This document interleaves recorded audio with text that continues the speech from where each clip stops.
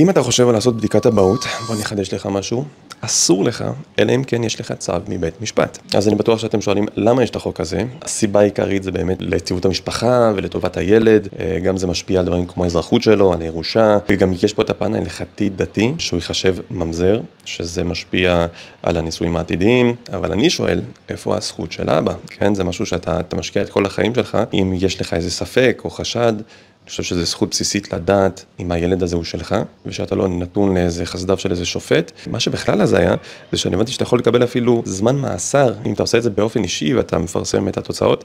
קיצר, יש פה מצב הזיה, ואני אתן עוד איזה נגיעה קטנה על הפן ההלכתי. אני לא רואה שזה פותר את הפן ההלכתי, כי אם עדיין הוא ממזר, גם אם לא עשו את הבדיקה, הוא עדיין נחשב ממזר לפי בורא העולם. אז אני לא כל כך מבין את הטענה הזו. אם תוכן כזה מעניין אתכם, שימו עוקב, אני מעלה סרטון כמעט כל יום. אם אתם רוצים להצטרף גם לקבוצה השקטה של הערוץ, תכתבו פה למטה אני, ואני אשלח לכם הודעה אישית עם לינק. אם אתם מסכימים איתי, עשו איזה לייק ונתראה לנו בסרטון הבא.